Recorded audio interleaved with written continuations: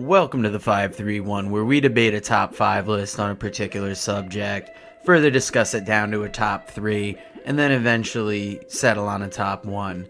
Now after this beat, we'll get to today's subject.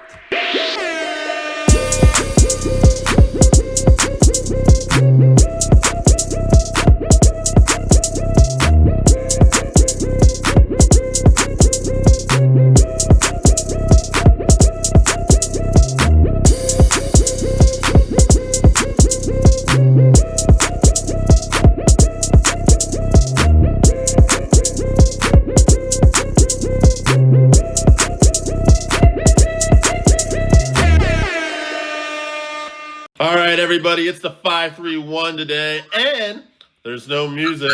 That's because we don't have producer Joe with us. It's just Dave and AJ on our own. They left us alone to do another 531. After what happened with Kane being the #1 masked wrestler of all time last time, I thought for sure as shit this wouldn't happen again. But AJ, we're back. We're doing it. What the hell? Seems like a mistaken judgment to me, but whatever. They fucked up. But you know what? I'm going to kick it off. And we're doing the top 5 greatest Bret Hart matches of all time. Now, I'm a big fan of Bret Hart. AJ's a bigger fan of Bret Hart. But we're going to do this today, and we're going to light it up. So, I'll start off with Randy Osgood. He's got Bret Hart's match with Mr. Perfect from 1993 King of the Ring, the semifinals, which was an awesome match. I'm glad he picked that, because I thought being that it was a semifinal of the King of the Ring, people might miss that. But nope, we got it. Hart and Austin from the I Quit match. I have a feeling that's going to be on a lot of lists. Bret Hart from Bret Hart versus Owen Hart, SummerSlam 94. Bret Hart versus the Bulldog, In Your House 95. Randy hit him with the deep cuts. He didn't go with SummerSlam 92. And Bret versus Piper, Mania 8. Kevin Sullivan in the background at your house. What's going on there? Yes. Who let the dogs down? Yes. My first one is actually... Hold on 1 second. Yeah, we're gonna shoot on that dog. He's just going out to his little, car, folks. Little on the yappy side. Sorry. I've got Over AF, the wrestling podcast, the second best wrestling podcast behind us, maybe. It's beautiful. I personally love these guys. They're great guys, and they are over as fuck. They've got Bret versus Perfect at SummerSlam 91. They've got the Shawn Michaels Bret Hart ladder match. Some say the original ladder match. They've got the Undertaker SummerSlam 97. Yeah. Austin at WrestleMania 13, and Savage at Slamboree 98. Wow. Talk about going for a deep cut. Yeah, that is wild. I wouldn't have thought of. Who remembers Bret Hart versus Savage at Slamboree 98? There's not a lot of Bret Hart WCW matches I remember. There is one on this list that you'll eventually see that I do remember. That Savage 98 was not one of them. So, good to them. I have one on my list also, but I have only one. All right, we're going to go right into the next one here. We got Mike Flynn, who's got WrestleMania 13, Steve Austin. WrestleMania 10, Owen Hart. The Bulldog, SummerSlam 92. Piper, Mania 8. And he's also got Taker from SummerSlam 97. Surprised that made 2 lists. But it did. It is a good match. I just think that's what we're showing the referee, right? Yes, very good, man. And Bret spits on him, and he ends up taking out the Taker. Yes, that's right. That was in August of 97, and it was only going to be a few months more later before those two had the infamous screw job match. But we'll get there. Who you got? Absolutely. Dude, I got the fine folks from WrestleTopia, which you should definitely check out. If you're a wrestling fan and love all things wrestling, WrestleTopia is the place to go. But he's got Bret Hart versus Davey Boy, SummerSlam 92, which I think might make a few of the list. Yep. Here's a dark horse. Bret versus Hakushi on Raw. Bret versus the 1-2-3 Kid from Raw. Okay, I know that one. Bret versus Diesel, SummerSlam 95. And Bret versus Razor Ramon from the Royal Rumble 93. This is a damn good list of obscure matches. He's got some different ones in there, yeah. Now, I know those matches, but yeah, very good on him for doing that. He's been on the show before, great guy. Love WrestleTopia. I'm going to go right to regular on the show, Scott from Voluntown. He's got Owen Hart at Mania 10, but he's also got Owen Hart from SummerSlam 94, the cage match. He's got Austin from Mania 13. I feel like that's going to be in our final three. Bulldog 92. And he's also got Perfect from SummerSlam 91. Now, those are all rock solid. And the Mr. Perfect one, I'll be honest with you, that is such a wrestling classic. But it's hard for me to consider that one of Brett's greatest matches because he's in there with someone who literally could make anyone look amazing. Right. I mean, it's tough to say. If we look back to our list with Flair's greatest matches, how many times Steamboat makes that list too, right? I mean, good chemistry is good chemistry. And it is fairness. It is. And Perfect did have a bad back going into that match. Yeah, some people thought Bret aggravated that. I don't believe that, though. Yeah, only Kurt Hennig felt that way. He doesn't count. Now, speaking of people with great lists, this guy's only got one, but he's very, very righteous about how he feels about it. Oh, my God, I saw this. Go ahead. From Kevin Molnar, we've got the Iron Man Triple Cage on a pole match in WCW when he went against the great El Dandy. And he makes it clear that everything else on anybody's list is trash by comparison. Yes. The great El Dandy, who was a jam-up guy. I don't know why I don't remember that match, but we'll have to thank him. I think you can actually find it on WCW's greatest matches of all time. You know what? I'm going to let you read the next one on your list, too. All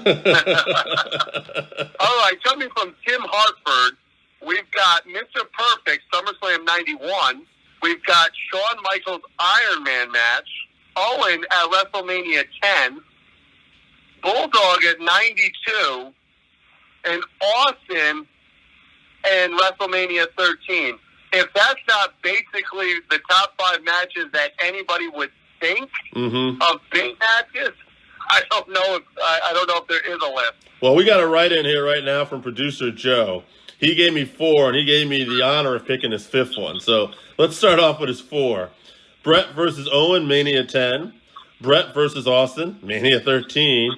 Bret versus Shawn, Survivor Series 97. And then the Survivor Series with Bret and his brothers. Oh, jeez. He's talking about the one where they took on Lawler and the Knights. What an odd one to pick, Joe. But well, that's Joe. Yeah. And number 5, since I get to pick, gentleman's choice, first time only, I think Joe was going to pick that Canadian Stampede match where it was all 5 members of the Hart Foundation that took on, I believe it was Ken Shamrock, the Legion of Doom, Goldust, and Steve Austin. Yeah, you know what? That's actually a hell of a match. It is.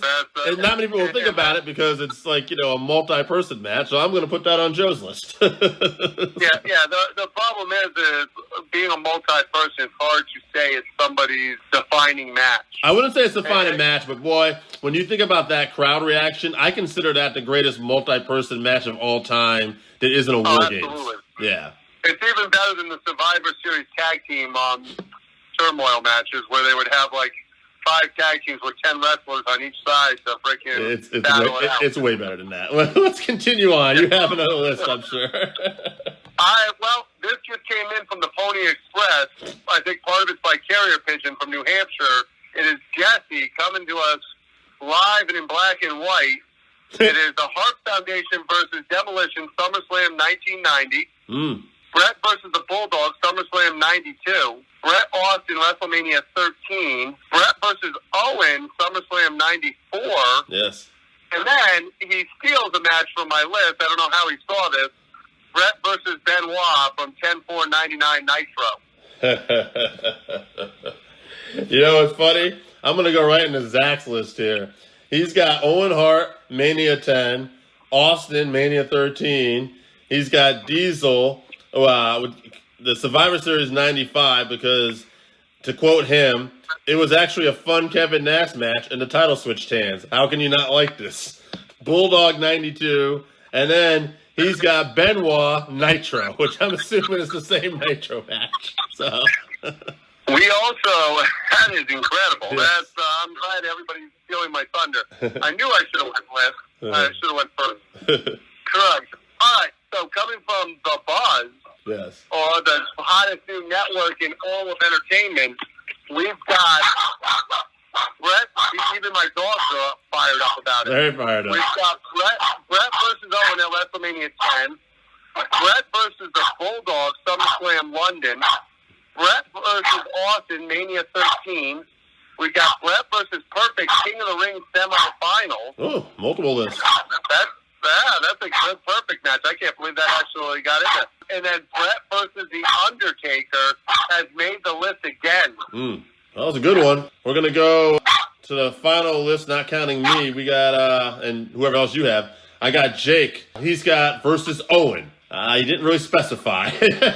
But that's okay. All of them together. Yes. Stone Cold in the I Quit match. Davey Boy for the IC belt, SummerSlam.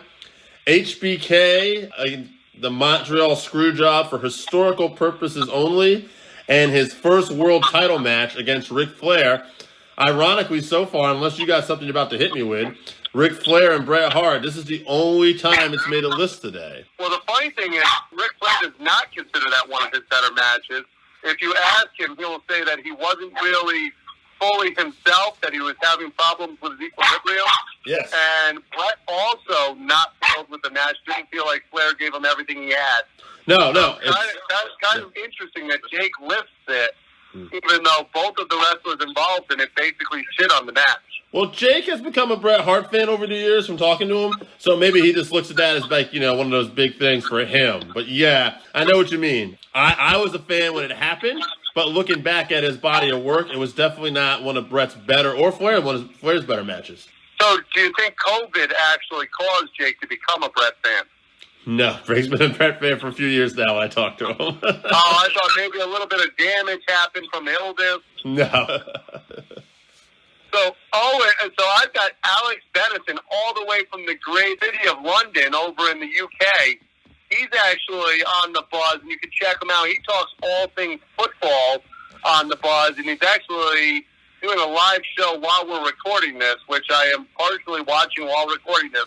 So, yes, I'm very focused. Owen versus Bret Hart, King of the Ring. Austin, WrestleMania 13. Canadian Stampede versus Team USA, back at it again. Yep. Bret versus the Bulldog from SummerSlam in Wembley. Hard to believe a guy over in London thought that Bret versus Bulldog in Wembley might be one of the top matches. And then Bret versus HBK. I'm hoping he means the Iron Man match. He did not put which one he means. Although the work rate at Montreal Screwjob, to me, top rate. They did seem to be working with each other very well. I'm going to go with me, and I'll let you finish up then. I was going to say, I believe it's just down to you and I. Yes, I got Mania 13 with Austin. I can't not put that in here. I got the Canadian Stampede. I got his WrestleMania 8 match with Rowdy Piper for the IC belt. And I got both Bulldogs on here. I thought their chemistry was great. I got... when I say both Bulldog, I mean both Bulldog matches. His SummerSlam 92 match, and like Randy, I also had the In Your House 95. So that In Your House 95, they got a little color. It ended up being a really good match if anyone wants to check it out. I want to say that the Hog Farmer match, the Hog Pen match rather, with Henry Godwin and Triple H was also on that match. So on that card. Yes, that was a scene stealer. So what do you got for your final list here? So I've got Bret versus Austin, the WrestleMania submission match. I think that not only did Bret elevate Austin in that match and help get Austin put really on the map, but they put together a hell of a match considering Austin at that point in his career, not a submission wrestler. And most people going into the match were like, why the hell is this a submission match? And then it was Bret versus Shawn, the Iron Man match. To be able to go as long as they did, and be able to put on the shows that they did with as little rest holds as they did, absolutely phenomenal match. Bret versus Owen at Mania, obviously 10. That's Bret versus Bulldog, straight to you from London at Wembley Stadium. And then I want to be very clear about this. I got Bret versus Benoit, but the Bret versus Benoit that I have is actually from the tribute show that they did right after Owen passed away. Yeah, right. It might have been almost a year. It was a little time because Bret took some time off for that, but I know what you mean. Yeah, but it was basically Bret's first match back. And it was in the Kemper Arena.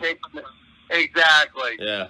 And the emotions in that match, especially between the two of them, with Benoit coming out of the dungeon and with Bret Hart, the emotions going into that match and the match that they put on was absolutely phenomenal. I agree. You know, when you got to look at what the people voted here, when I'm looking over the list, the three that jump out to my mind here, we'll see if you take, I think the first two are obvious to me. I think it's Austin at Mania 13 and Bulldog at SummerSlam 92. After that, I tend to think that I'm seeing more Bret versus Owen at Mania 10. I don't know about you, though. What are you seeing here? That was actually the one that I was thinking, unfortunately. Mm-hmm. I hate to agree, but I think that not only did that match, was it a phenomenal match, but once again, you talk about him getting somebody over. Yeah. Bret does the honors for Owen in that match, really gets Owen over as your classic heel, makes him into a superstar overnight, and it really was off to the races with Owen from that point. Now, would we say that's one of Bret's better traits, getting people over? Because if you look at these final three I'm looking at here, he lost to Bulldog at 92 as well, and WrestleMania 13, although he didn't lose, it ended up being a swap for heel versus face, and I don't think anybody got Steve Austin over more at that time to be ready for the run he got. You know, it's funny. Bret's reputation is for being somewhat selfish in wrestling at this point, because I think people have gotten used to the bitter Bret Hart. And if you look at his body of work, you look at these matches, he got Bulldog over, he got Owen over, he got Austin over. It's just one. Even Shawn, to a point, in that Iron Man match, was given the rub still. Even early on, when Shawn was the Intercontinental Champion, some of his best matches and the ones that helped get him over were versus Bret Hart when Bret was the Intercontinental Champion. Quick sidebar. In your opinion, we don't know the man personally. I'm a huge fan, obviously, of his work. Is Bret Hart the person you think guilty of caring too much? I think he is. I think that he also got... One of the things we talk about in wrestling is becoming a mark for your own gimmick. Mm-hmm. And that is very dangerous, because you want to live your gimmick to a point, because you have to make it believable, and you have to make people invested in it. But when you cross the line and you start to live the gimmick and be the gimmick to a point where it becomes a detriment, I think that's where Bret Hart lost his focus. And he started to believe that I'm a hero thing a little too much. Well, it's interesting, though. I don't think for a second, like, when people ask Bret his opinion about something, like, I think we both agree, he believes 100% whatever he's telling you. So, absolutely. Yeah. And when I say living the gimmick, I mean it to a point where you become the gimmick. No, I know what you mean. Yeah. Yeah, it's gotta be a real close one with him, because he is legit a member of, like, you know, like, that can't be too far of who he was. You know, like, he was part of the Hart family. So it's interesting, but I know what you mean. But it almost got to a point where, like, Pierre in Quebec going, whoa, I can't lose to Diesel. What are you talking about? Right. I mean, you realize where we are? We're in Quebec. I would argue there's a difference between Pierre and Bret, but I know what you're trying to say. No, I'm not saying that it's necessarily exactly the same. Right. But Bret Hart, when you get to Canada, the idea of him handing over the world title to Shawn Michaels in Canada, I think if it's anywhere else on the planet, but I think he legitimately felt that he would be letting Canada down so much, giving the belt to Shawn, that he just couldn't live with it. I'm gonna put this aside, because I feel like me and you could end up doing a whole nother episode about this. But we're gonna go to the final three. We got Austin 13, Bulldog 92, Owen 10. We said we're gonna have Owen in there. I would say, who's leaving first? What do you think? Oh Christ, I'd throw Bulldog out first. Okay. In the great scheme of things, it was a big match in the time period. Mm-hmm. But when you talk about comparing it to that first match against Owen and that how much he got over Austin in the beginning of the Austin era there, Bulldog never went anywhere from there. Right. We can talk about this on another episode, but to me, Bulldog's one of the biggest letdowns in the history of wrestling. Well, coming in hot. I'm going to say I have no problem taking that match out, though. At the end of the day, to me, I don't know how we don't go with Austin and Bret Mania 13. It seems to be a popular one among our fans. To me, that's Bret's signature match. And the funny thing is though he came away with the win in the match with Austin passing out in a puddle of blood and Shamrock standing over him, I think Bret got the least rub out of the match. Well, yeah, because what was that? That was WrestleMania 13, 97. So he would go on a hot streak there. That was where he would go on to do the face-heel thing. He was like a heel in the U.S., but a face everywhere else. However, that run was not very long.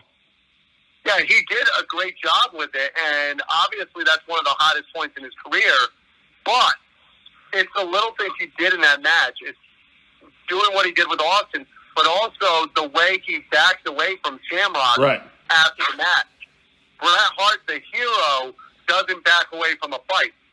Bret Hart crosses the line into villainy and cowardice by all of a sudden going, no, and backing away from Shamrock.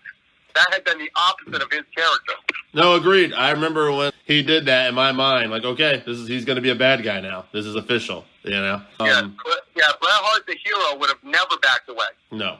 Nonetheless, when it gets down to his great work, he's got a lot of great matches on here we all love, but it seems like Mania 13 is his signature match when it comes to the Working Fans podcast. And it does seem to make a lot of top all-time lists as well. So, well, here's the funny thing, and we can talk about this on another podcast at another time, but some might even argue that that's Austin's signature match. Yeah. That could definitely, man, I got like hurricane winds happening at my house. On that note, I'm going through the same thing. That's why the dogs are going nuts. Yeah. On that note, we were happy to bring this 531 for you while we are still here. All right, everybody. That's Dave. This is Dave. That's AJ. We're out. Guys, thank you for listening to the 531 here on YouTube this week. If you like what you hear, you can always find us on Anchor FM, Google Podcasts, Spotify, Breaker, Overcast, Pocket Cast, Radio Public, and on the Apple Podcast where you can subscribe and also give us a 5-star rating. We appreciate you listening. We want your feedback, 531, and if you agree with us, if you disagree with us, we also want you to let us know. And let us know what your 531 would be. Come up with a top 5 and let us know, and we'll tell you why you're wrong. And in order for us to do that, please contact us on Twitter. We're at Fans Working. Facebook page, Working Fans Wrestling Pod. Email workingfanswrestlingpod@gmail.com. It's very important that you actually contact us on these platforms because we want this to be your interactive place to talk wrestling.